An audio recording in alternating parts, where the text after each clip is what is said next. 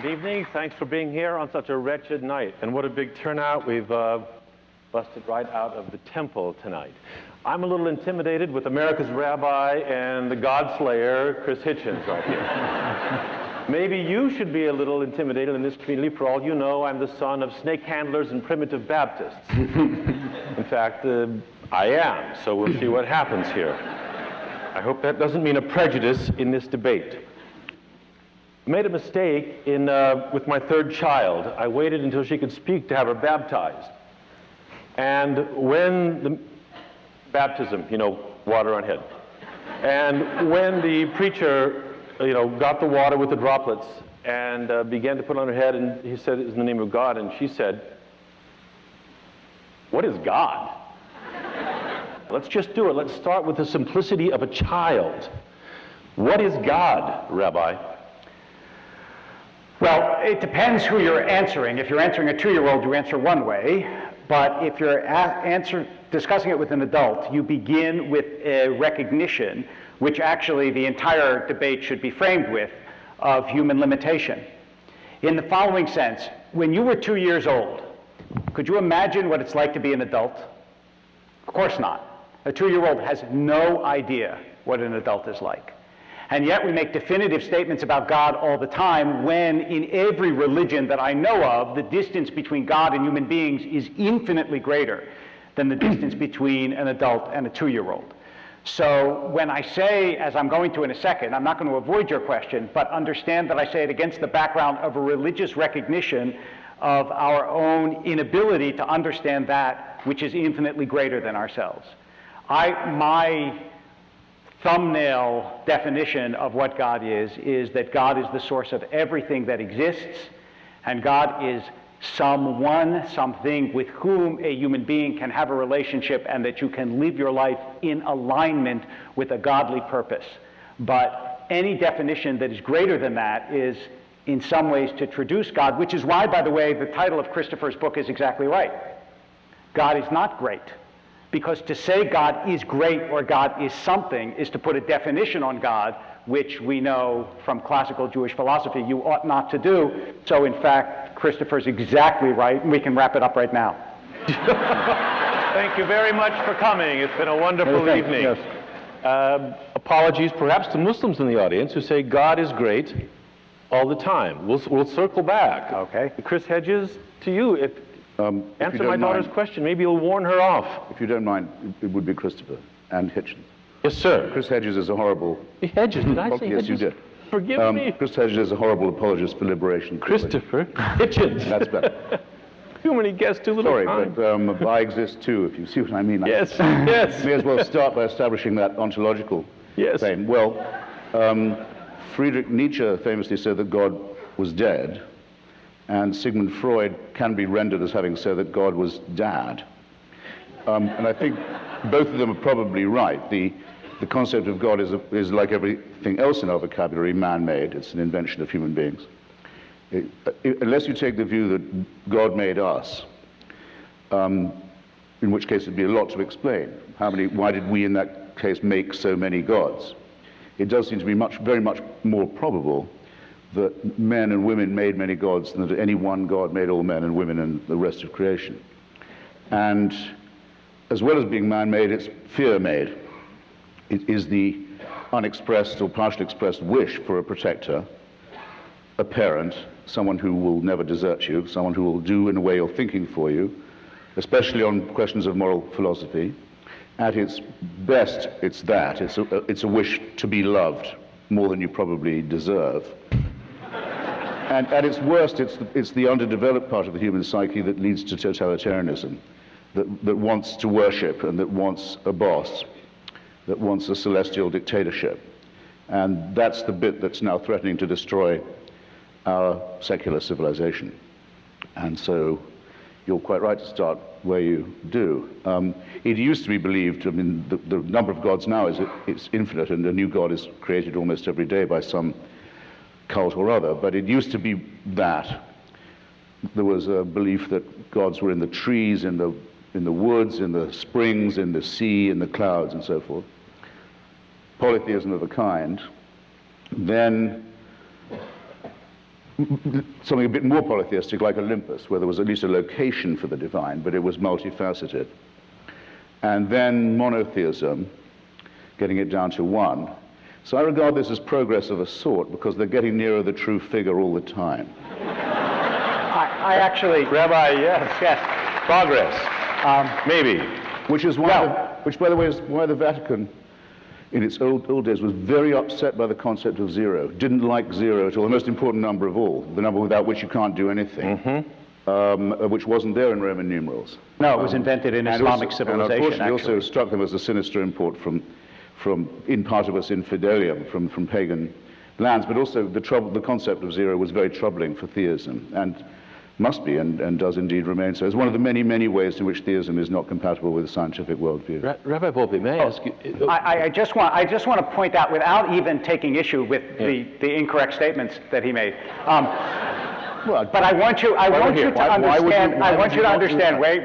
I want you to understand the progress of the argument that you just heard, because it's important, and people do this all the time, and at least you should be aware of it, whether you accept it or not. Very often when people argue with you, especially when they argue about religion, they attribute their own beliefs to logic and your belief to psychology. So religious people believe in something because they need to be loved, or they need a crutch, or they're weak. But I believe what I believe because it's true and scientific. And I just want you to be aware that you cannot actually disprove someone's belief by imputing an unworthy motive to it. You actually have to disprove the belief. So don't let Christopher pull the psychological wool over your eyes. You can actually be just as worthy or unworthy of love, just as tough-minded, just as thoughtful, just as deep, and still believe in God, as most human beings have throughout all of human history, as if you are Christopher Hitchens. Christopher, are you a trickster? Well, I don't think that, you couldn't accuse that of being an incorrect statement. You could accuse it of being an incomplete one. I didn't give all the reasons why people believe in God, but after all, you did write a whole book that argues that the belief in God can be very useful to people in times of crisis.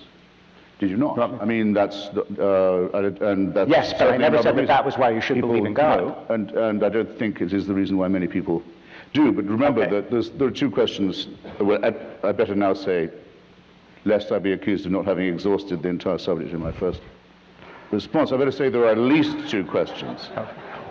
One is this: is there a God, a creator, a prime mover, an uncaused cause, whatever you like to call it? And this was the question answered at a certain point, not very long ago in our history, by the deists, people like Thomas Jefferson, Thomas Paine, and many others, who said that the order of the universe seemed to suggest that it couldn't just have been random, that there may have been a designer, but the designer didn't take any part in human affairs. And that, in the late 17th, early 18th centuries was probably, late 18th, early 19th centuries was probably a very intelligent position to hold. It was as far, pre-Einstein, pre-Darwin, was probably as far as you were likely to get with philosophical speculation.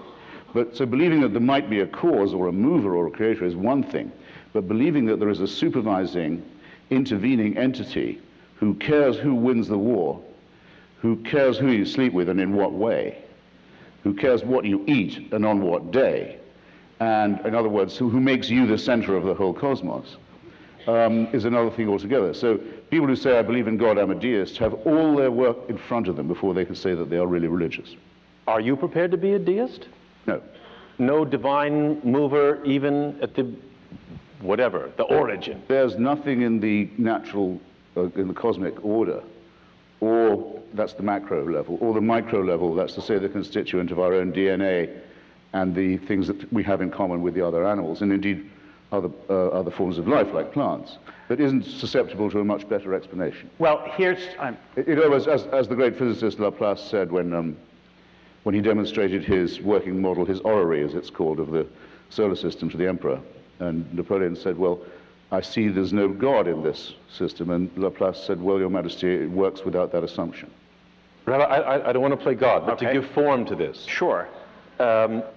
It's 2010. You said you think of God as the source of all. In the year BCE, 2010, why attribute the source of all to divinity? What about science? And you just said... Well, that's exactly what I was just going to address. First of all, there are two separate ways of thinking about this, both, and I'll offer them both briefly, and you can decide if both or neither is congenial to you. One is that, of course, you can't equate God and proof for God and discussion of God with a demonstration in a laboratory. That's never been the case. The idea is different, to shift it differently, which is this. I would ask you this question instead. Deep down, do you believe that the universe is constituted only by stuff, by material, or is there a mystery at the heart of things? Do you believe that you are purely synapses, or is there something immaterial and eternal about you and those you love? Do you believe that things like love are just an epiphenomena of the way evolution has put us all together, or do you think there is something that in the fact that immaterial things like ideas and love and consciousness have such a profound influence on our lives that lead you to believe that the intangible can be at least as real or more real than the tangible? If that way of looking at the world appeals to you or speaks to you, then you understand that Laplace, in order to explain how the heavens go, may not need the hypothesis of God, but that in order to explain why there is something rather than nothing, why there is a deeper meaning to life than stuff alone, that's something that speaks to you and lets you understand that God is real. That's part one. Wait. Part two is there are, in fact, things that are suggestive of something greater in even the scientific worldview, which is why, by the way, in the American Academy of Science, more than half consistently, and this has been true for the last 100 years, 52% of scientists say that they believe in God. And that is the fact that everything exists rather than nothing, that consciousness, which is still inexplicable to human beings, is real, that I make sounds, and which is immaterial, and it touches you in some way that makes you want to change things. The way of looking at the world, even from what we can see and touch and feel, suggests that there's something greater than what we know. And now, go right ahead. I can't paraphrase him properly, but you really ought to get hold of, it's easy to find on Google, a lecture given by Lawrence Krauss, who I regard as the greatest living physicist. And it's about the quantum, and it's about a whole universe from nothing. It's exactly how you get from nothing to something, in fact, quite a lot of things. One means by which this happens is the following. Every second that we're speaking, a star the size of our sun or bigger goes out, blows up or goes out. That's been the case every single second since the first moment of the Big Bang. It's a lot. That'll be a lot of suns going out as we speak. And there's a lot of annihilation, isn't it? There's a lot of destruction. It's a rather what you might call almost a wasteful scale. It does have the positive outcome, though, that we are all constituted of those materials. We are made of stardust. Now, I find that a rather more majestic and wonderful and even beautiful idea than, say, the idea of the burning bush. A bit more impressive. Gives you more to think about. Are they mutually exclusive? Are they mutually exclusive? Did God make you of stardust? One has the virtue of being true and provable and studyable, which the other doesn't. And I do think that the verifiability of something is a virtue of Are we simply material then? Yes. We don't have bodies. We are bodies. Until 50,000 years ago, there were 4 other kinds of biped, humanoid, not unlike us, still living on the planet, died leaving no descendants. We're the only survivors of those people. That family were the last. We don't know if they had gods or not. So you think the inexplicable... No religion ever invented appears to have known that these creatures even existed, because the religious are forced to believe that the only really significant event that happened in the human story happened about 3,000 years ago. Are the mysteries the inexplicable? Are we just waiting? That's not true. Them? No, that's factually all of this massive Big Bang cosmological churning and destruction and annihilation, which is paralleled, by the way, on our own Earth, where 99% of all species that have ever been on the planet have already gone extinct, leaving no descendants. All of this could be part of a plan. There is no way an atheist can prove it's not. But it's some plan, isn't it, with mass destruction, pitiless extermination, annihilation going on all the time, and all of this set in motion on a scale that's absolutely beyond our imagination, in order that the Pope can tell people not to jerk off. Rabbi? Yeah, stupid. Right. No, I think here we've reached actually... It's childish to be. We've reached an area of agreement. I, too, repudiate that statement by the Pope, and I'm happy to do it publicly. No, wait just a second. Hold on. First of all, it's just not true that religions don't actually acknowledge very important things that happened before their own founding. Just read the beginning of the Bible, which goes back far beyond the founding of the Bible. But more important than that, there are actually things that if you are material, you can't give an accounting of. For example, you might not believe that you have free will. You might think that everything you do was predetermined from the beginning of the Big Bang. And just the fact, by the way, that all of the universe, physics tells us, came from something tinier than the head of a pin is, to me, there is no word other than miraculous for it, but nonetheless.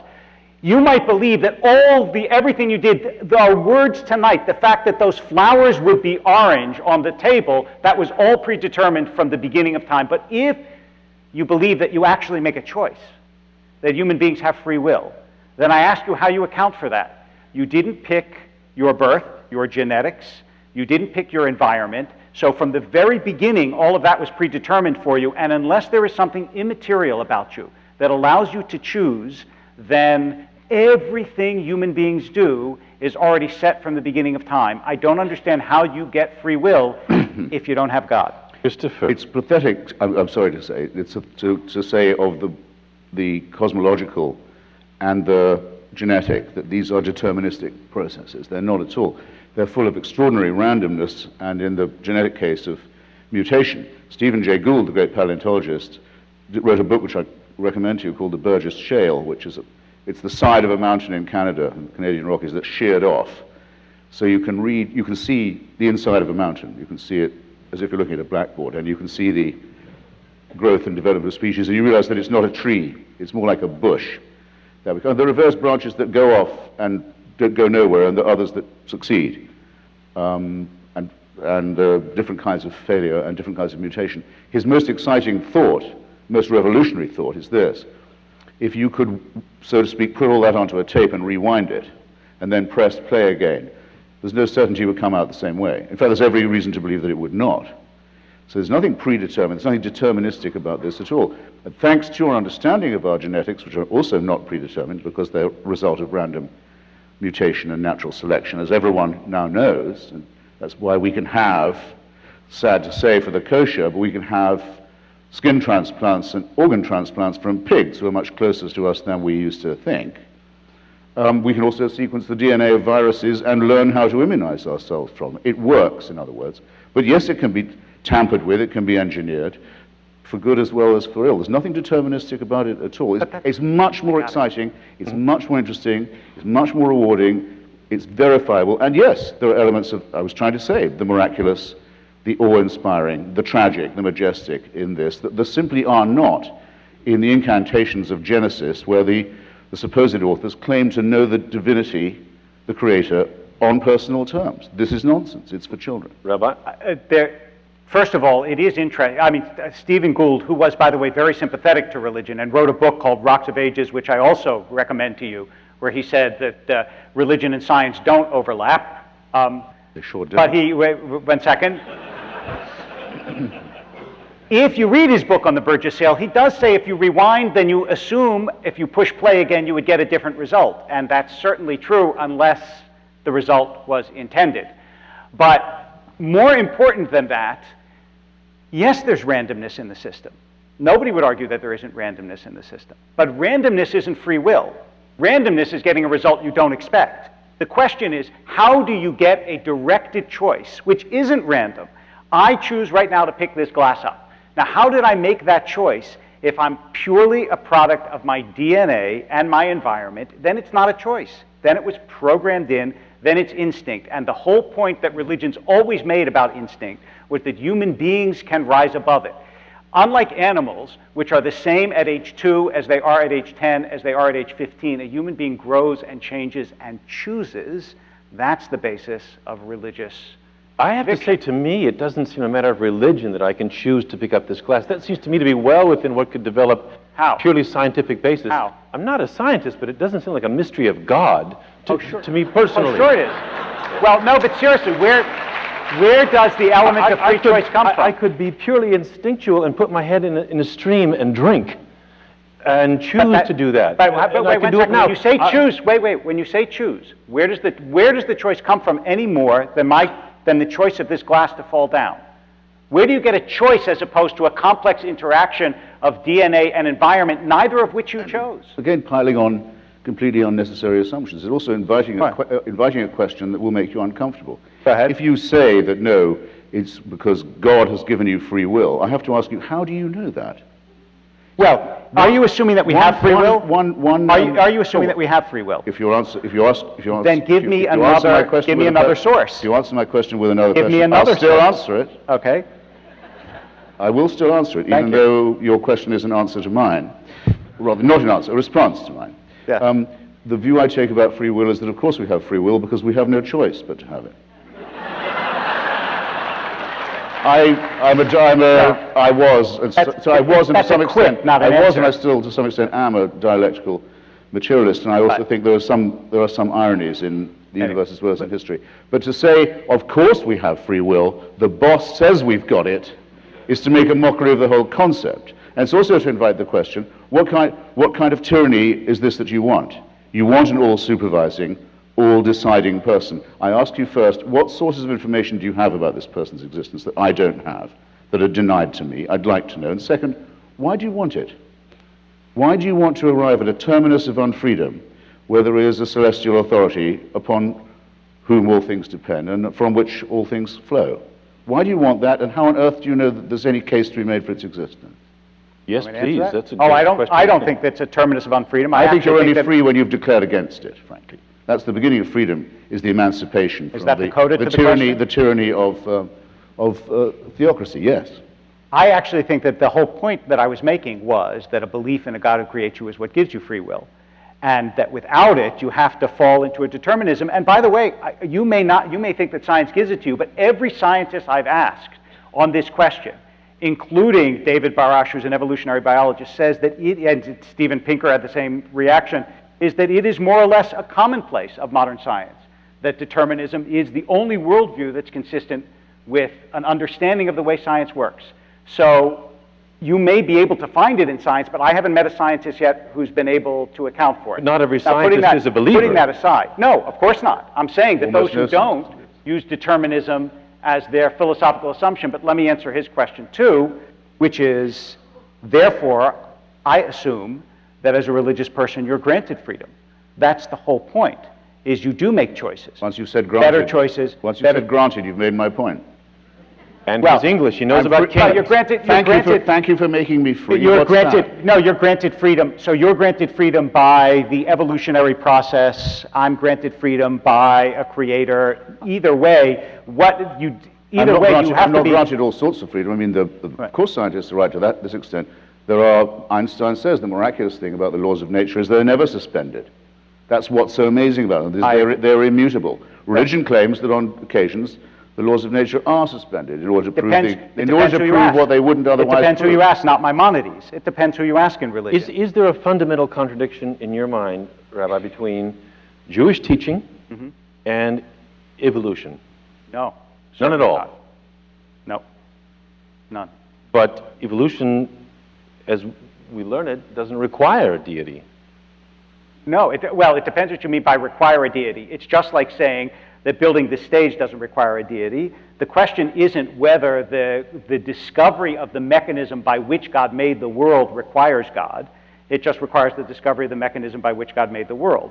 But it also doesn't outlaw God or make God impossible or make it, in fact, less plausible. What's the difference, to your mind, between mystery and incomprehension? Incomprehension. In other words, will we incomprehension solve? describes my reaction to the question. Oh, great. America's Mystery, rabbi thinks right. my question's incomprehensible. I'm not sure I understand. Tell me again. Well, science in other words, has progressively made a lot of things comprehensible. Yes. Mystery means those things that by the very nature of the world are unfigure-outable no matter how bright we are, no matter how hard we work at it. How do you know that they're unfigure-outable? Well, you're asking... Prefer that over incomprehensible. You're asking no in a way that I'm not willing to concede is the proper way to describe religious conviction. It's like saying to me, how do you know that love exists? Or how do you know that another human being is beautiful? Or how do you know that, I don't know, that these lights are a pageant of gorgeous colors?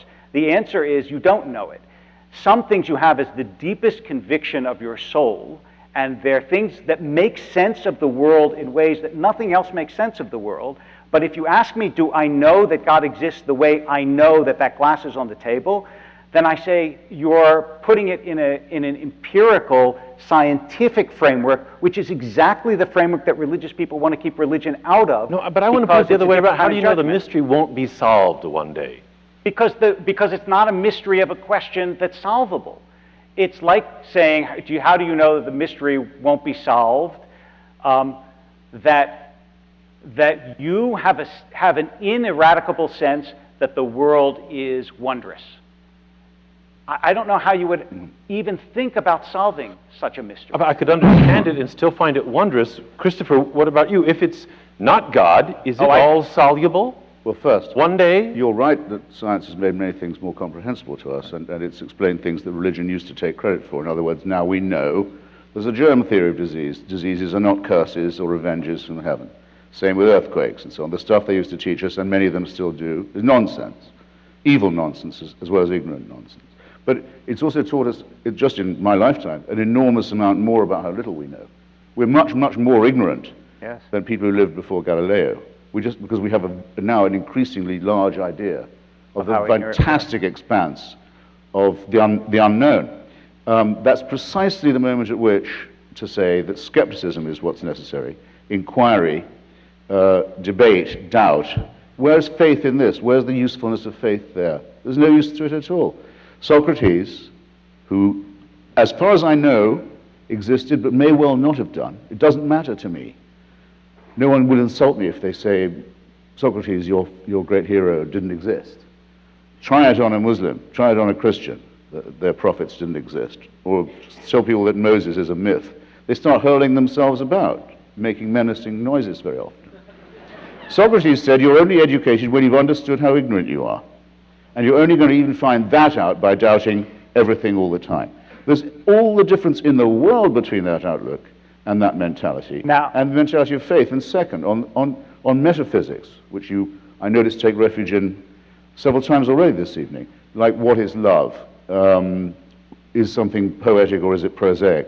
Very good questions, but metaphysical ones. Those who say God exists and intervenes in the world, in other words, those who say there is a religious God, a God of religion, are saying that redemption is on offer to human beings, that salvation is on offer to them, and that if they reject the offer, they can be in really big trouble. Now, don't start talking to an audience like this, or, if you don't mind, to a debate partner like me, as if religion was a private matter, because everybody knows that if it was, there wouldn't be anything to argue about. It's precisely because it claims to be a total solution, a complete solution to all problems, available on pain of death, sometimes, in some forms, but available to you if you'll only have enough faith. Where we've just found out that faith is probably the most overrated of the virtues and the one least useful to us in the real dilemmas that we actually have to face. There are so many things to unpack in that statement that I'll just pick on two or three. The first being, interestingly, that Socrates, whether he existed or not, according to Plato at least, believed in the gods and even in an afterlife. So he didn't doubt everything. The gods may be. But, wait, didn't interrupt you. But I want you to know, and you should know this in particular, I didn't interrupt you twice. But I want you to know... You weren't quick enough.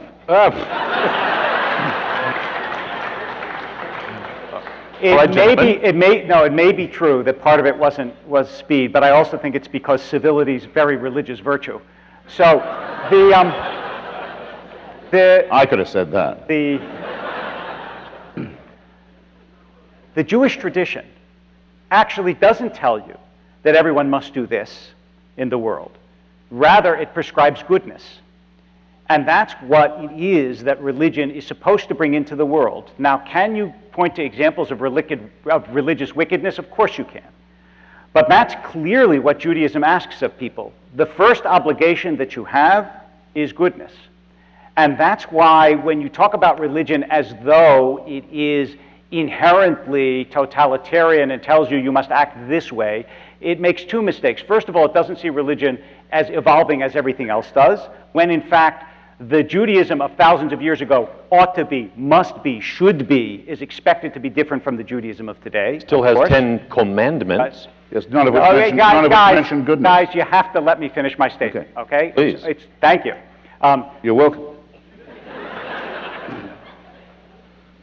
I feel a little bit between a sandwich here. But the second part of it is that if you say that faith does nothing for you, as Christopher repeats over and over again, it's very hard to explain why it is that millions and millions of people all over the world and throughout history have felt that faith deepens their life, gives them meaning, increases their goodness, and why it is, for example, in America, that people of faith give more to charity, vote more in elections, volunteer more, help more. Do you know what the largest aid organization is, aid and development organization in the United States? It's not CARE, it's not Save the Children, it's One World, which is a Christian organization out of Seattle, which not only gives millions and millions and millions of dollars across the world, but sends people all across the world to the most beleaguered, helpless places, and they do it because they believe they're called to do it by God.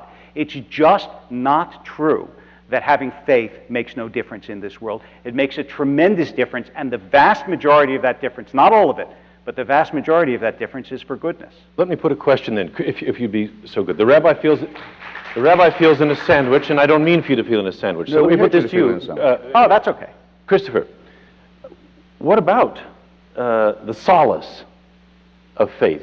Some of the most religious people I know ended up there. Oh, this is a softball. I want a hard question. Well, no, I mean... I know what he's going to say to this. Well, maybe, but he's been hard-minded, hard-hearted, non-needer of solace. Worse, you're a misanthrope because you're not sympathetic to people's need for religion.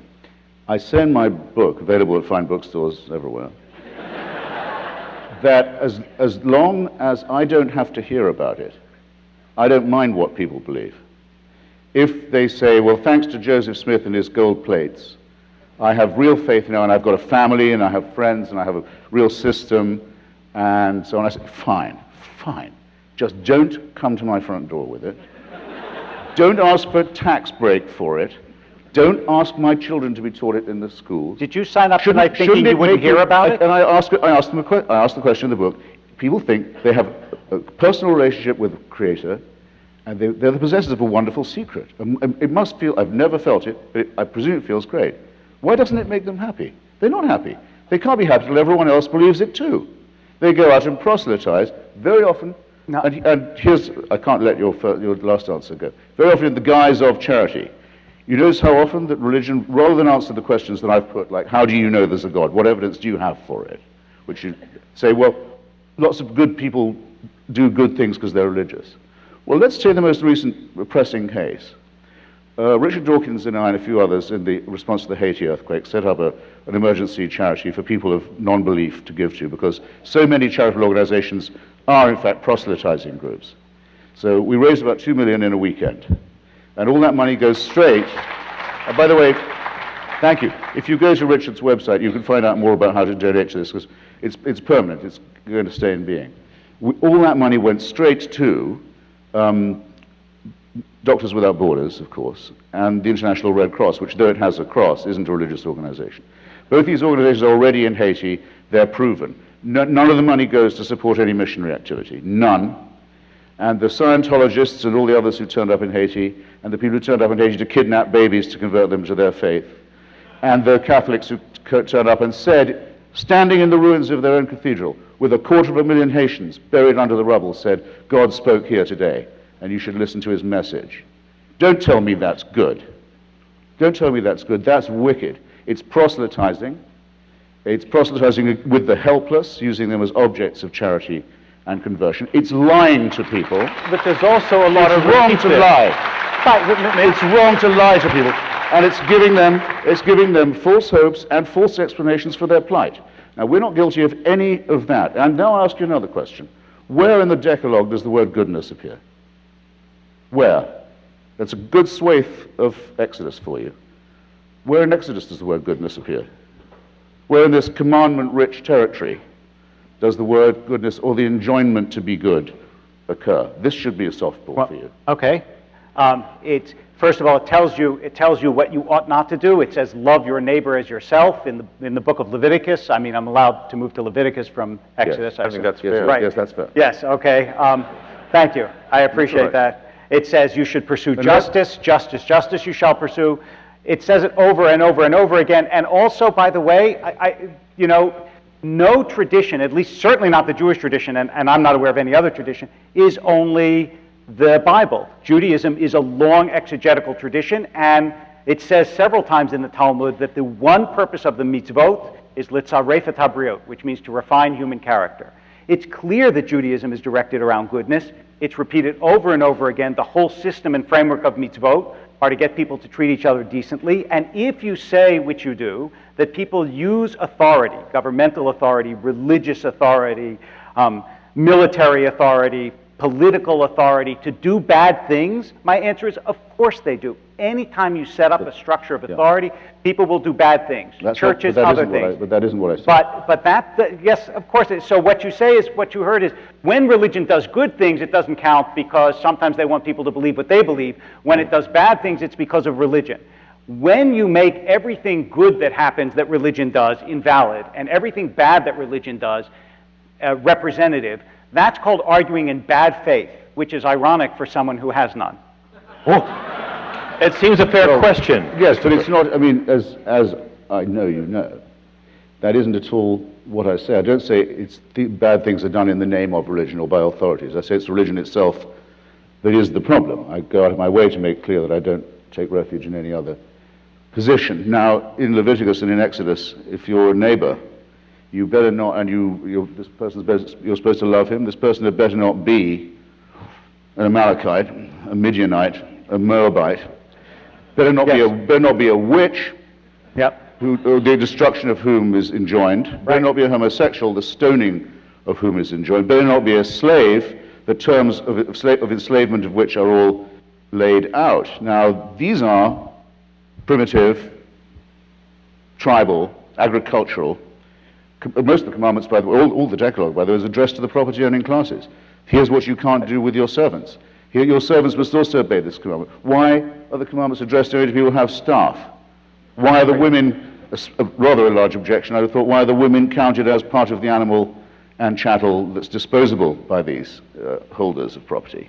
Couldn't it be any more obvious that this is a man-made phenomenon, and at a time when people were not at their best and were full of fear and ignorance and greed and covetousness of other people's property? Can we be faithful and not be trapped by history? Not all of its elements are it's not only that, but as Christopher knows very well, I assume that the Bible was put together by human beings, and that the Jewish tradition is a long evolving tradition, as are other traditions, in which the dross of history is gradually refined in the same way that you would not expect someone 3,000 years ago to be able to understand the sort of arguments that you're making tonight.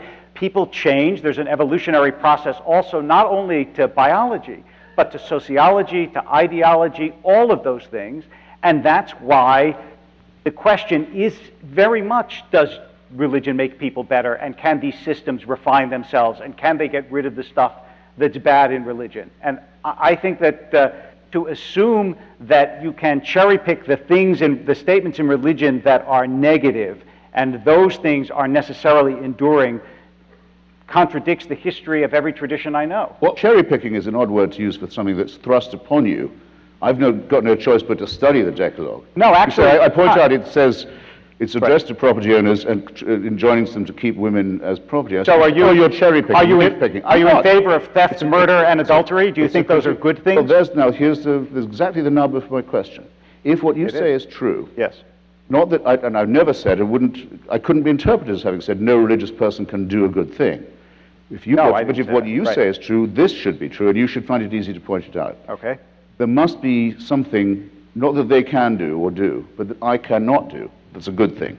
Either a moral statement made, or a moral or ethical statement performed, that a person of faith could perform that I cannot.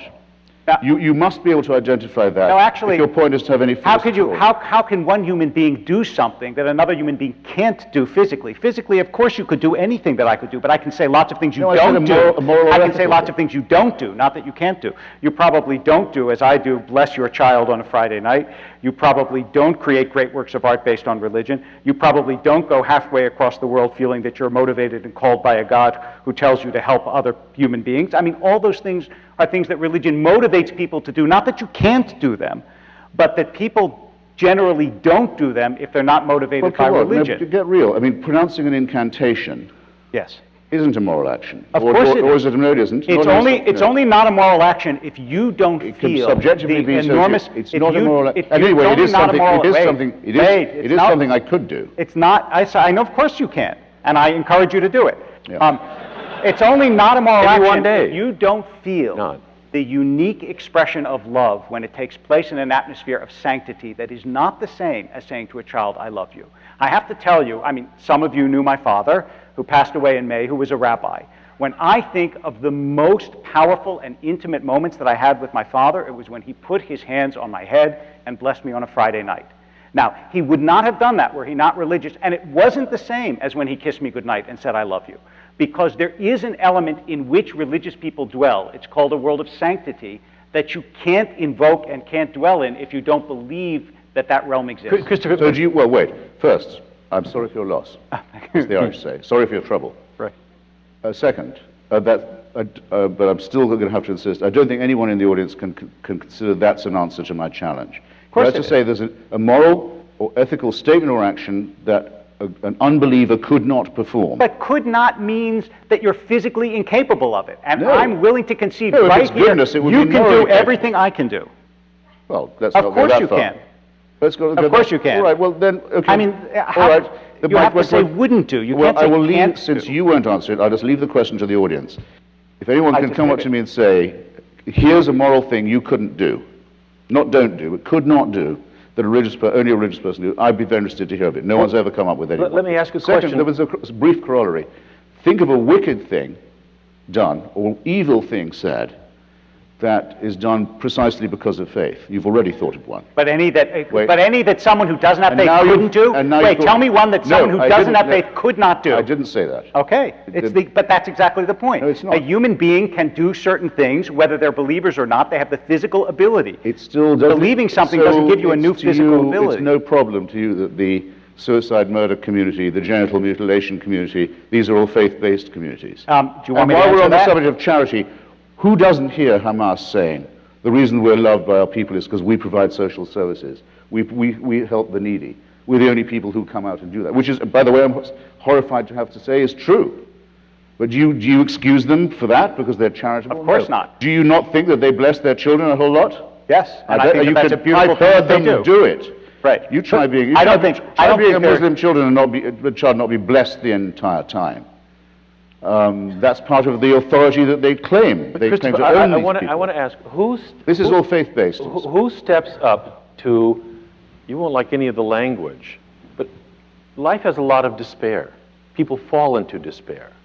Who steps up to save? And I don't mean in Christian terms necessarily at all, but who steps up to reach out to those people? And for society as a whole, if you don't have the teaching of religion, what will offer a kind of moral construct? I don't see it in schools. Union halls are gone.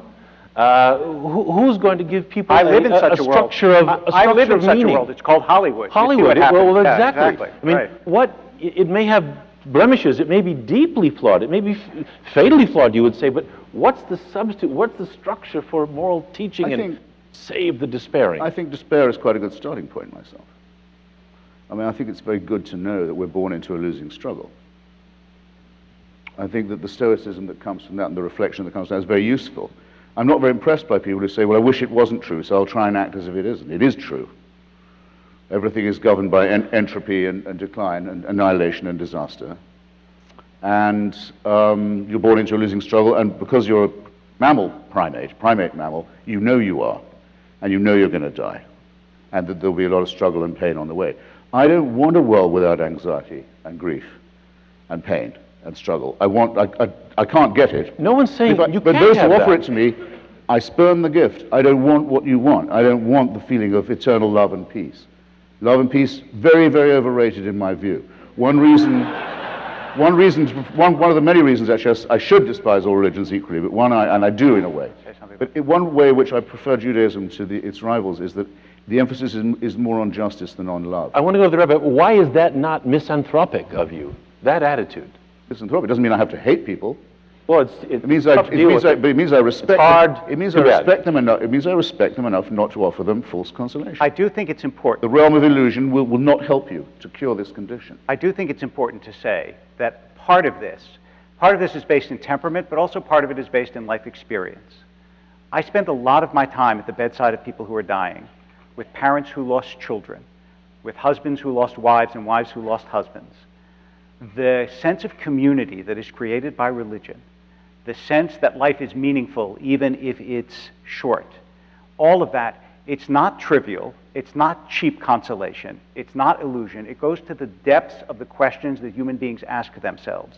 And I know that you can make a clever remark about the cheap selling of religious consolation, but you know what? The remark gets melted by the heat of human anguish when you're standing beside the grave of a child who died and the mother is saying a prayer, and that brings her some measure of comfort because she really does believe that this world in some sense is meaningful and is not nihilistic and is not empty and is not foolish. And although I can't prove to you in an empirical sense that in fact the world is meaningful, at that moment, even as I question it, it seems to me the deepest instinct of my soul. Well, if you'll... Gosh. Well, if you'll pardon me, I won't share any of my griefs with you. But I've never had one, or known anyone who had one, who's had the faintest consolation from religion. And indeed, being told, as the Christians tell them, that they're off to a better place and so on, I think is positively wicked thing to do. I think lying to the dying for a living, what self-respecting person can do that? And you know it's a lie because, just tell me how you know it's a lie, since you assert it again and again. Because the person saying it cannot possibly know it to be true. And therefore it's a lie. They don't have access to information. Even if they believe it, it's a lie. Yes, it's a lie. But how do we create, for those who aren't able or don't desire to walk around in despair or to walk around in irony, in a world that can bring plenty of despair? Try it, fine. But I think it's manifestly clear lots of people don't choose that. So what does atheism offer? Well, it offers the chance of living without illusion, which I think it says that philosophy and literature will do a great deal more for you. There's a lot more morality in them. There's a lot more ethical discussion in Dostoevsky, say. It may be true, but who will present them in our society, in a real society? Who will present them in a way to create structure? For now, I'm presenting. There he is. For now, I'm presenting. Right? I can't do... You're going to be very busy. I can only appear in my own person here. I can even say that to some extent it works for me. This irony, I think, is tremendously useful, as is philosophy, especially the philosophy of Spinoza, especially in times of anguish. And the realization that there's no false consolation can actually cheer you up. But once you face the fact that you're born into a losing struggle, things immediately appear a great deal more manageable in some ways. And really, of the remarks against this made, not one of these remarks couldn't have been made by a devout member of the Muslim Brotherhood. And what I want to ask him is this. If anything of what he says is true, is he really saying that he would prefer me not to be myself, not to be an unbeliever, and someone who believes in irony and of the unillusioned world, but I'd be morally better off if I was a Wahhabi Muslim, for example. Is me asking, or Roman Catholic. Is he me? Are you asking? Okay. I mean, according to you, I would be a better person. No, don't answer the person question. You asked me the question. Right. You're not allowed to answer it for me. You imply. I imply. I want to know if you really mean that. Actually, I never said that you were automatically better off if you believed than you didn't believe. I think Christopher is very useful in the world because he forces religious people. I mean, he's useful for many, many reasons, obviously, to the world, but he also forces religious people to think seriously about their faith. And as I understand the God that I believe in and the God that Judaism presents, the first and primary demand is not belief. The first and primary demand is goodness. That's exactly what characterizes Judaism. And therefore, if you say to me, I'm a good person, but I don't believe, is it better that I would be a miserable person who believed? All I have to do is look at the sources and say, obviously not. Obviously, it's better for you to be who you are and to promote goodness in the world. That's exactly, l'takeno olam b'malchut Shaddai is what the Jewish tradition teaches, to make the world better under the sovereignty of God. But notice the first clause in that is to make the world better. So if you do that, that's the primary demand of any faith that I think is worth its salt. May we turn on that point to what Barry Schregg raised as an acute concern, and that is violence. And the question of whether violence is integral to religion or exceptional and an offense to religion, or both or all three, violence and religion. Okay, so I'm going to try to abbreviate this. There are two things to remember. First of all, most religious conflicts are not about religion. What you find is religions will fight when there's land, when there's power, when there's resources, when there's water, when there's money. It's very rare for a religious group, not inconceivable, but very rare for a religious group to say, hey, guess what? There's someone halfway across the world who believes differently. Let's go get them. It's the people who live next door to us who are other than us, we should get them. And by the way, along the way, we're going to take their land, and we're going to take their riches, and we're going to take this. And that's because, and if you look in the Encyclopedia of War, which is probably not something that you peruse in your leisure hours, but if you do, you will see that it identified 1,763 wars since the beginning of time. 123 of them are identified as religious wars. When you take religion out of a society, you don't get a more peaceful society. We look at the 20th century. It was like a laboratory for that. Stalinism, Maoism, Nazism, Cambodia, North Korea versus South Korea, on and on and on and on. The fact is, the record of extracting religion is very poor. And the final point is this, which is, if you ask why religious people fight, the answer is clear. It's because they're people. I have a colleague, not a rabbi, but a psychologist in Los Angeles who studies bullying. Do you know at what age bullying is most prominent? Think to yourself what age, and then I'll tell you the answer by far. The answer is preschool. Because we're not born all sweetness and light. It's why it's so much hard work to get a kid to be good. Right? Parents don't have to say to their child, why don't you share a little bit less? You know? Because you're too selfless, you're too kind. Instead, it's very hard work to get people to do well. What religions are known for is their attempt to make something straight of the crooked nature of human beings. And they fail again and again and again, exactly as you would expect if you know human nature. But that doesn't mean that the attempt to do it makes people worse. Quite the opposite, at least according to the evidence of history. Well, violence, there's no mystery about violence. I mean, violence arises because we are primates, imperfectly evolved. Our prefrontal lobes are too small, our adrenaline glands are too big. There are various other deformities of this kind. Sexual organs designed by a committee, all the rest of it. And we're greedy, and we're back to polytheism. We're greedy and fearful, and covetous of other people's and also surprisingly, it's probably our biggest defect. Given that the reason we're so successful is there's almost no genetic difference between us. If we were dogs, we'd all be the same. Breed, fantastically little variation. But we're incredibly prone to tribalism and ethnic and racial, what Freud calls the narcissism of small differences. So, of course, if a tribe, let's say, that's calling itself the Children of Israel, for the sake of argument, decides that it should kill all the other tribes that get in its way, take their women as slaves, butcher their men, take their land, take their cattle, and so battle in this way across to Canaan and take everyone else's land and burn down there. That's going to happen whether there's a God or not, or whether there's religion or not, but it'll happen very much more intensely if they believe they have a mandate from heaven to do so. It's a terrific force multiplier. I think there would have been a quarrel between the Hutu and the Tutsi of Rwanda, say, once Belgian colonialism had established that there were these two different character groups, types, that is, the tribes.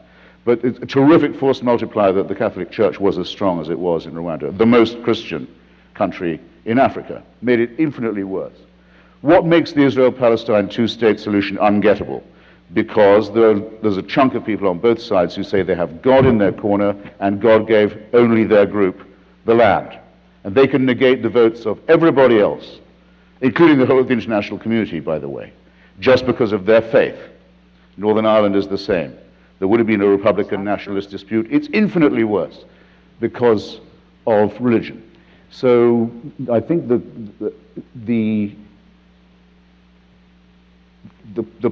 corollary I'd like to hold would be that the less religion there was, the less violence there would be.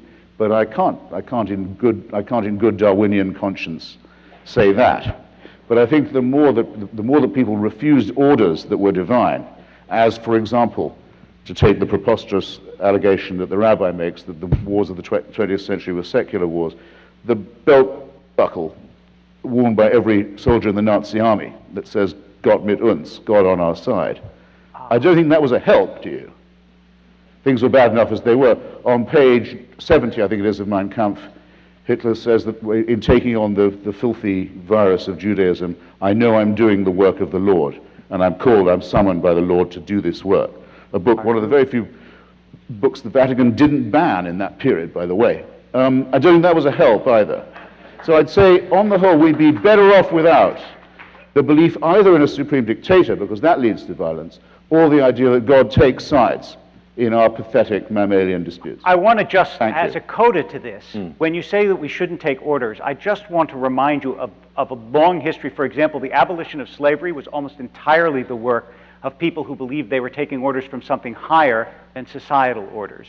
Wilberforce in England, here, Beecher and John Brown and so on, they believed they were doing God's work by abolishing slavery.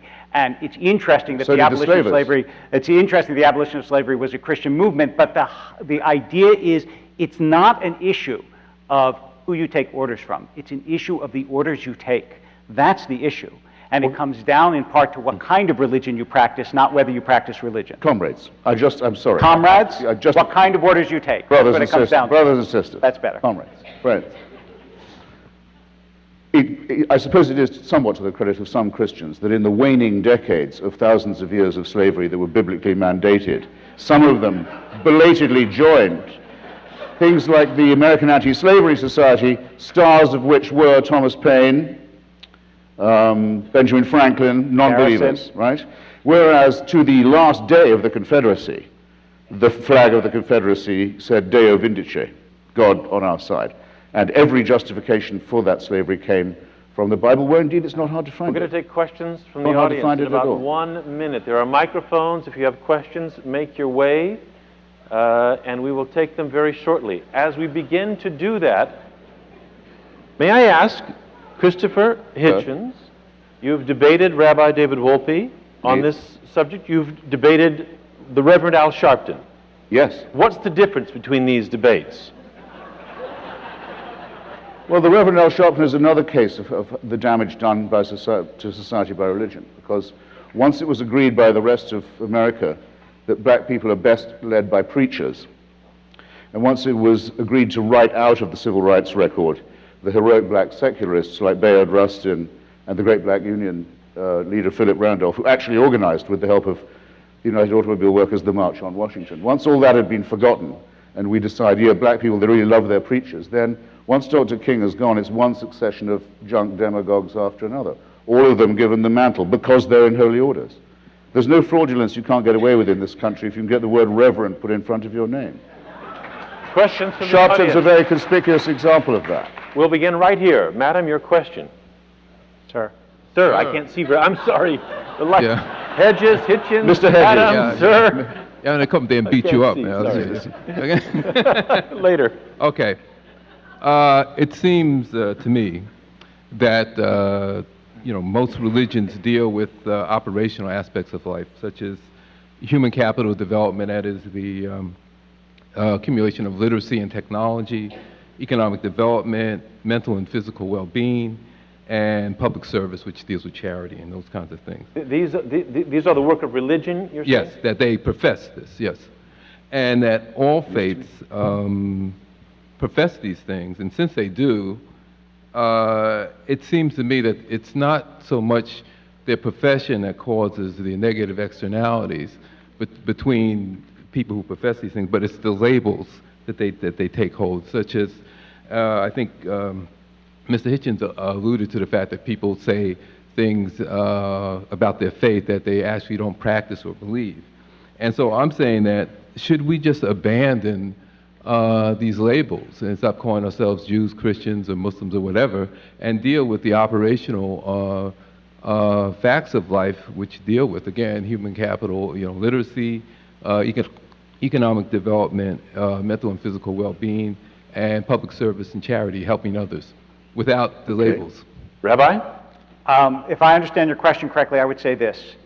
The largest organized groups of charities in the world, over and over and over again, all around the world, organize themselves around religious groups. I don't think that that's a mistake, and I don't think that that's a coincidence. So that, in fact, if you disband the idea that we're doing this as a religious group, you will, in one stroke, undo a great deal of the good that happens in the world. So, no, I think that communities, which, by the way, without religions, I don't know where you get communities where young and old sit together in common purpose. It's very rare, especially in our atomized society. If you disband that, I think you'll get trouble. Christopher, without community, without the labels? Implied in what David says is that a person exists who would say, now that I don't believe in God, I'll stop giving money to charity. I don't care anymore. I don't think there is such a person. And if that were so, it would be a very strange religion that they'd been professing. Who will organize good works in the absence of religion? But why is it that in survey after survey, religious people do give more, and religious people watch less television and use drugs less and use alcohol less? This is what religion is down to. It has social utility. It's very impressive to me. Okay, good. It's very often the first thing. When we debate with Catholics, they always change the subject to charity right away. With Jews, it's usually a little later. You just said that they... And with Muslims... And with Muslims, it's at the very all the time. Because what else can they don't want to defend their faith. But you just said the opposite. You just said that if you didn't believe, you wouldn't do it. They don't want to defend their faith. They don't want to say, they feel uneasy talking about redemption, salvation, all this kind of thing. But look at the good work we've done. If you talk to the Mormons, they'll say, you may not think much of Joseph Smith. And I say, you got that right. But, boy, you should see our missionaries in Peru. The government will do the work if religion does not. Excuse me, government? What has this got to do with the existence of God or the validity of religious claims? It has nothing to do with it. Social which utility. is why it's always introduced as a time-wasting tactic. Wait. No, don't applaud that. Nothing to do with it. He just... But... All right, all of you who applauded, I just want to ask you this. If Christopher says to me, God doesn't exist, and I say, but we do good things, he's got a point. But his previous comment was, people who don't believe in religion do good things. In response, I say, in response to the question, people who believe in religion do good things to a greater extent. And then he says, well, why aren't you talking about whether God exists? You made an argument against the social utility of religion. I then made an argument for the social utility of religion, and you turned theological on me. I have not conceded that it's to a greater extent. Let me give you an example. With the great Brazilian photographer, Sebastião Salgado, whose wonderful work on the primary producers of the Third World, you ought to be familiar. One of the great photographers. He's the ambassador, as the UNICEF calls it, the United Nations Children's Fund, for the eradication of polio. I went with him all over Bengal. We got it down to the point where, except for a few bits of Afghanistan and El Salvador, polio was almost gone from the world. it could go with smallpox, not a small thing, done by UNICEF, a secular organization. And we nearly got, a date was announced, but we were pretty sure polio would be gone. And it spread back, because largely Muslim groups in Nigeria, and also in parts of Bengal and Afghanistan, told people, don't go get your children inoculated. It's a plot by scientists and Jews and others to sterilize Muslims. And that plus the Hajj, that plus the wonderful devotional habit of going to Mecca all the time and taking all your diseases with you, has meant that polio is back all the way across Africa now. So I'm not going to have it said that in order to do good, you've got to be more religious than someone who... It's complicated, but I want another question, if I may, sir. All the practical evidence is the other way, and it's nothing to do with the claims of faith. All the practical evidence. Nothing. Okay. Sir. Thank you. Thank you. First comment to Mr. Hitchens. Thank you for a very well-argued book. Oh. You and I are in violent agreement. Appreciate it. Second, it seems to me, not to talk about religion and faith for the moment, but the question as to whether God exists. Let's not duck that one. It seems to me that to discuss that subject, one needs to have some scientific knowledge. My question is very simply to Rabbi Wolpe, and please take a second to think about it. My question is, and I've asked this of priests, reverends, and rabbis many times. We're ready. My question is, if no one ever explained God to you, not in writing, not orally, would you have figured it out? Thank you. So, first of all, I think that it's important to understand that the idea that there's an inbuilt opposition between scientific knowledge and belief is contradicted by some very prominent scientists, including Francis Collins, who's the head of the Human Genome Project, who wrote a book in favor of God, Owen Gingrich, who's an astrophysicist at Harvard, who wrote a book talking about his belief in God. I always find it interesting that people assume that the expertise they have is necessary in order to make the assertion that someone else makes, and if they don't have it, then they can't speak about it. I grew up in a home where one of my brothers is a PhD in bioethics and the other one is a PhD in developmental biology. They talk science all the time. I think for a layperson, I have a reasonably good grasp of some sciences, and I would say, absolutely, I can make the assertion that God exists precisely because the criteria that is used for a scientific assertion is not used for a religious assertion. Nobody asks, in the same way that you make philosophical statements that are not subject to scientific criteria. If you ask yourself, what does the world look like to something that's not human, to a bat, to an ant? The answer is, we can't possibly know that, because we can't unknow what we know, and we can't look at the world through different eyes. So if you ask me, would I have come to this belief that wasn't explained to me? My only evidence to answer that is yes, human beings did. And either it was explained to them by God, which is what I assume, or you would come to it naturally. So yeah, I think I would come to it naturally, but can I prove that to you? No, it is precisely one of the many examples of unprovable questions that we nonetheless can feel deeply about. My point, though, is that early on... Is this a debate, or is this a question? Early on... Sorry, man. Let me put it to Christopher. Do you assume that everything will one day be solved scientifically, or does it matter to you? No, all the science is going to do is keep on teaching us how little we know and multiplying the distance between our own attainments and our desire to master these matters. Many of these questions will remain undecidable, which is the way I like them. Religion and science can coexist in the same person, that's true. Now, I know Francis Collins. He's brilliant on the genome, but if you've read C.S. Lewis, you don't need to read him on religion. It's unbelievably naive.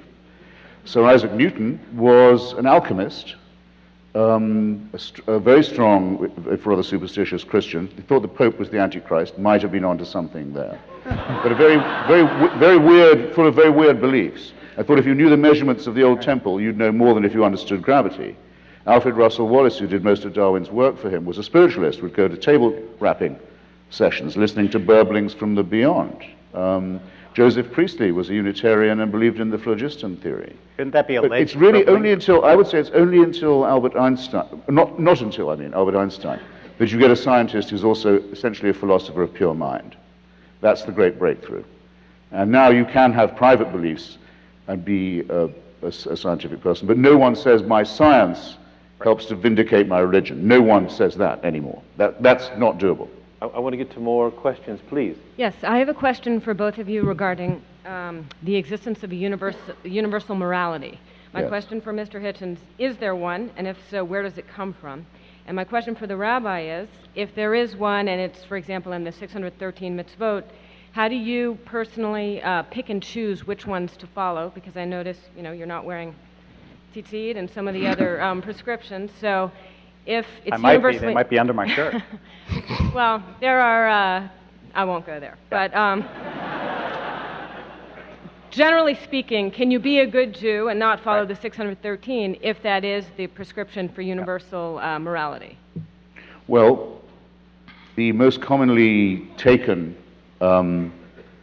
universal, absolute moral statement is what's sometimes called the Golden Rule, which, well, Rabbi Hillel says don't do to another person what would be repulsive to you. Others say do as you would be done by, just putting it the other way. It's in the Analects of Confucius.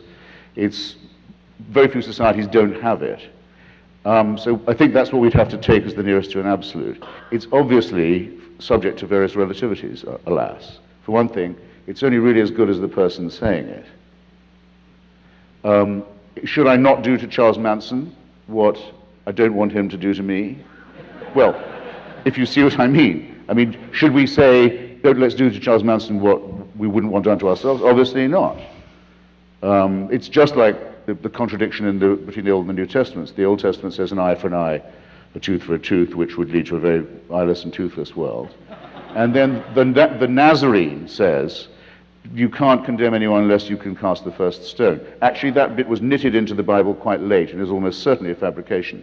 But it's believed in by many Christians who, as you know, will believe practically anything. But if you can't condemn anyone without being yourself without sin, then we can't even arrest Charles Manson unless we were sinless ourselves. So these moral absolutes are actually more full of moral relativism than you might think. And the reason people want there to be absolutes is this. They want there to be an absolute authority who can give them to you. Because wouldn't that save you all the trouble of thinking out ethics for yourself? Which is where I started. Why not take that chance? More enjoyable, less subject to appalling commandments to stone witches and murder homosexuals. Very good, and all the rest. Yeah, all that. Rabbi, universal morality, and if there is... I'm not sure that Christopher said whether he believes in a universal morality, but yes, someone who believes in God assumes that there is a universal morality, but also assumes that it's very hard, and it's not that the 613 mitzvot instantiate universal morality. And moral reasoning, as far as I know, is certainly in other traditions, but obviously in Judaism, is an essential part of the Jewish tradition. It's not that you get out of thinking by being part of the Jewish tradition. In fact, questioning, reasoning, wondering, thinking, objecting is an essential part of Judaism. Anybody who studies Talmud knows it's filled with objections and questions. But the assumption is that there actually is a right and a wrong in any given case. If all human beings are evolved primates, there's not a right and a wrong. There's a better and a worse. There's a more powerful and less powerful. Nietzsche was exactly right. If God is dead, then power is all that matters. Because ultimately, there isn't a right and a wrong. There's something that promotes your interest and something that negates your interest. But I don't believe that. Excuse me, do you or do you not believe that human beings are evolved primates? Yes. But I also believe, I said if all they are is evolved primates, as opposed to evolved primates who have a spark of the eternal in them, which I believe we do. Question. Two questions for Mr. Hitchens. The first one is, I was taught by a physics professor that if you go back to the Big Bang, beginning of the universe, in the first 1 to the 61st of the first second, the entire universe is in a tiny amount of space, and at that size, space and time can cross. And his point was that the whole universe came into existence out of a hiccup in the space-time warp, and therefore it's just kind of a big accident that we were here. And so my question is the same one that I posed to him that day. Why is there a space-time warp? Which leads me to the second question, which is, wouldn't it make more sense that there would be nothing? Should be no universe, there should be no space-time warp, there should be none of us, and unless we're hooked into the Matrix right now, we seem to be here. And so... You take that as an argument for God? Is that what you're saying? For something. There's a great mystery at the core of the universe, and then why are we here is the second question, to argue those out. Okay. Thank you very much. Well, I'd commend to you someone who's much more expert on this subject. I started by mentioning Lawrence Krauss's lecture on A Whole Universe from Nothing. But where's the grandeur, where's the divinity in the hiccup? And who produces the hiccupper? All you get from this is an infinite regression. Who creates this creator? It gets you nowhere. And again, if you do make the assumption, which I can't dispute or certainly cannot refute, that there is a first cause or an uncaused cause, it still doesn't mean that there's a God who takes sides, answers prayers, enjoins morals. I didn't ask about that. No. I didn't. So I'm afraid you compel me to somewhat to repeat myself. Can I just ask a quick question Yes. about what you just said? If it's an assumption that you can't refute, which I understand, I think everybody here would say you can't prove that there's not a God, but that doesn't mean that there is one. But if it's an assumption that you can't refute, why is it that when someone says, I believe that it is true, do you say they're lying? I didn't say that they're lying. You said to me, when someone stands at I say when you lie, someone yes. who goes to tell a child that if they don't behave well, they'll go to hell. That wasn't the example that we someone used. who goes to the deathbed and says that I believe that there's a world other than this one. You're going to a better place is I think a charlatan, a nauseating charlatan. I'll let it. And the question is whether religious people at the highest level have a better understanding of themselves than people who claim to be atheists. And in particular, we can ask the question, is Mr. Hitchens himself really as great an atheist as he claims? He's pretty good. Yeah, he's pretty good. Mr. Hitchens, are you a closet believer? No, a point of agreement between the rabbi and myself is that the human species, mammalian, primate, so on, though it undoubtedly is, and made out of the dust of exploded suns, does have a need for, I would say, the transcendent, would be one word, the numinous, even the ecstatic. Wouldn't trust anyone who hadn't felt this. And it has obviously to do with landscape, light, music, love, and I think also a permanent awareness of the transience of all things, and the melancholy that invests all this. So it isn't just gaping happily at sunset while listening to music. You're doing that knowing that it can't last for very long. Very important part of the awareness. People who didn't have this would, I think, be beyond autistic. But there's no need for the supernatural in this at all. There is no supernatural dimension of which this gives you a share. And yes, of course, for poetry and literature, we are rather stuck with the pathetic fallacy, if you know what I mean. The pathetic fallacy is giving human attributes to material things. So we're tempted to do that too. Rabbi, can Hitchens be saved? Just on the word evil, though, I personally find it a word you absolutely have to have. I decided this in Iraq, as a matter of fact, after I'd seen the Saddam Hussein's attempt with chemical weapons to destroy the Kurdish people of northern Iraq, and seen as it were, the stench of evil. I thought, now everything else that you can say about Saddam Hussein, psychopathic dictator, mass murderer, genocidalist, bad guy, as some people used to call him, things of this kind, wasn't up to it. There was a surplus value to totalitarianism, a sort of a numinous bit, a shimmer around it, that meant that evil is a word we could not do without. Do you see in he who speaks up for the numinous the possibility of belief? Do you smell a potential person of faith in Hitchens, or no way, no how? I think, no, I mean, to be perfectly honest and not to make a cheap joke about it, I think that Christopher is a person of tremendous, impressive faith. Not the faith that I have at all, but faith in justice, faith in goodness. I mean, what he's done with much of his life is, I think, really awe-inspiring.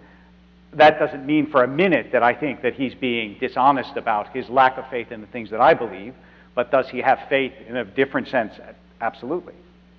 Can we do more? Yes? Mr. Hitchens, you are likely the world's most charming, roguish, and enlightened atheist, and I love you for that. But as a Sufi Muslim, I'm very ruffled by the title of your book. Of all the titles that you likely had at your disposal, did you have to settle for the literal negation of Allahu Akbar? Yes. I thought so. Thank you for that question. Thank you. No, it's a very good question, and I'm glad. I wanted to come back to it. Why? Yeah. As I've said, I think that all religions are wrong in the same way, in that they privilege faith over reason, but they're not all equally bad in the same way all the time. I mean, if I'd been writing in the 1930s, I would certainly have said that the Roman Catholic Church was the most dangerous religion in the world because of its open alliance with fascism and anti-Semitism, which the damage from that our culture has never recovered from and never will. But at the moment, it's very clear to me that the most toxic form that religion takes is the Islamic form. The horrible idea of wanting to end up with Sharia, with a religion-governed state, a state of religious law, and that the best means of getting there is jihad, holy war, and that Muslims have a special right to feel aggrieved enough to demand this, I think is absolute obscene wickedness, and I think their religion is nonsense. And in its entirety. The idea of God speaks to some illiterate merchant warlord in Arabia, and he's able to write this down perfectly, and it contains the answers to all human. Don't waste my time. It's bullshit. But you're saying the same about it. Also, that God speaks. The Archangel Gabriel speaks only Arabic, it seems. I just want to say, in retrospect, you were very civil, actually. I don't know what I was thinking. Is this the same characterization of all religions? Well, actually, no, because remember, Islam makes one special claim for itself. All religions claim to be revealed truth. They all are founded by divine revelation. But Islam rather dangerously says, ours is the last and final one.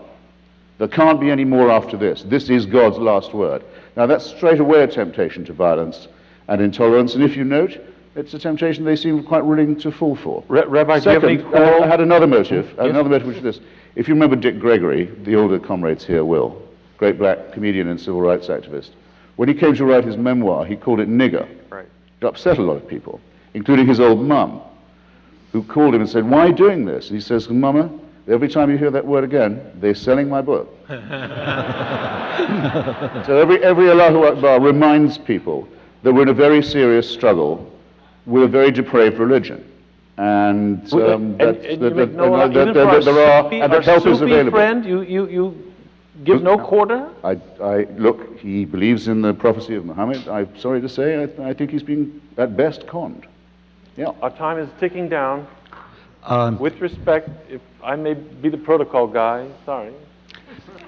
Well, I want to go back to your answer to the question just before this, because I think, and particularly, I want to interrogate you, Rabbi, because you, in your earlier discussion and your answer to a couple of the questions, you seem to suggest that if there's something beyond the material, that's evidence for God, or it, and then on the question of whether there can be moral behavior, one can have a reason to act morally, you say that only, that requires the existence of God. If there's if God doesn't exist, you don't believe in God, you don't have reasons to behave morally. But then I think in your answer, so I think that's where it was until your answer to the question before last, and at that point you seem to grant that the gentleman sitting to your left actually did have reasons to act morally, even though he does not believe in God. Yes, that's right. And I'm trying to figure out... I'll explain. The difference is not whether people in their own minds have compelling reasons to act morally. The question is, if you don't believe in God, and you say, you know what, I'm going to... why would you do good in secret? As Balzac put it, perhaps only believers in God do good in secret. Now, obviously, that's not true, but you understand the ideology behind it, which is, if you don't believe that there's a universal moral code that comes from beyond us, and that human beings make up what's right and what's wrong, why is it that I as a human being can't decide this is right for me even though I know it's going to be wrong for anyone else? In other words, the standard that arises only from human beings is easily broken by human beings, whereas if you think that goodness is woven into the fabric of the universe, which is what a believer says, then it's always wrong at all times, in all places, whether someone's watching or they're not watching, whether you're a believer or you're not a believer, that's always true, and that's the distinction I was trying to get at. I was very struck, because this is the core question, so we might as well revisit it. I was very struck this week reading, I'm sure you saw it, the Pope's brother, Monsignor Georg Ratzinger, who runs the choir school in Regensburg. He's discovered recently there's been some unpleasantness at this school, of which he was the steward for about 20, 30 years. He said he didn't know about any of that, and surely claims not to have taken any part in it, but he said he did used to smack the boys around quite a lot. He said until Bavarian law changed and made it illegal for teachers to hit children. Right. I thought, well, I don't want to be told anymore that without religious people we wouldn't know what morality was. He didn't know this until the secular law intervened and taught him how to behave. Now, wait. What is the church, what is the whole racket of the church in this? Protecting itself from it, saying, they were all ordered, don't go near the courts, don't go near the police, we'll sort this out among ourselves. And they say they're the people who prevent us from succumbing to moral relativism. I'm not hearing it from them. I'm sorry, it's insulting to be talked to in that way. The great recent governor of this state, Mr. Romney, wants to be president. Okay, there's a constitutional issue here. Mormons are supposed to say that they're prophet, as they call their leader. His word is sovereign over anyone else's, including the Constitution of the United States. So Romney has to say, and finally people did force him to answer the question, well, do you think that about your prophet? He said, no, the Constitution takes precedence in all cases. Fine. So to the extent that he's an acceptable person, it's to the extent he's not a Mormon. The discipline of secularism is necessary to civilize these superstitions. I hope very few of you begin your day by thanking God that you're not a female or a goy. Our time is short. We're going to swing around just a little bit. Yes, back here. Okay, this is for Mr. Wolpe. At the start of your talk, you said your belief was scientific, but you spent the rest of the talk backpedaling from that. But my real question is about free will. You say that you cannot get free will from a deterministic system. I can create a pseudo-random number generator that you cannot distinguish from randomness, no matter how long you look at it. It'll take longer than the life of the universe. Right. So where did that gives you randomness. That doesn't give you intentional free will. And I never said at the beginning. But if you use that at the beginning, by the way, that my belief was scientific. Okay, but if you use that as an output, it's deterministic, but it gives you a random result that you can use for free will. Now, where did your deity get free will, if it has it? If it doesn't have it, it's not much of a deity. If it does have free will, either it got it itself, why can't we do it?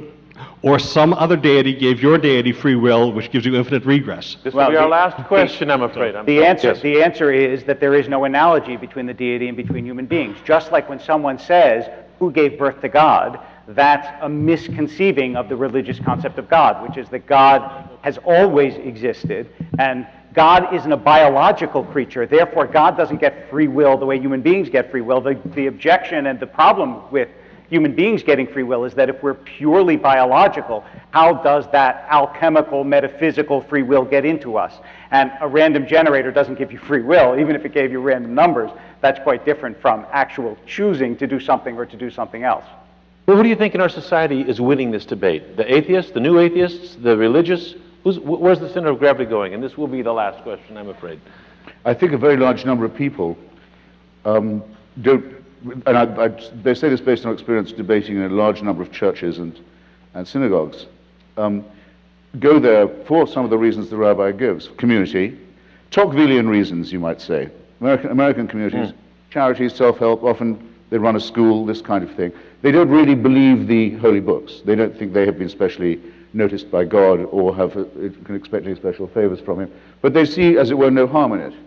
And there's a great deal of schism among those who do believe, an enormous amount of schism. So when people say in opinion polls that, or when you read that 90% of Americans believe in the virgin birth and in Satan and so forth, I don't believe it at all. I don't believe it, and I don't believe people who had doubts about it would tell them to someone who rang them up in their kitchen on the telephone either.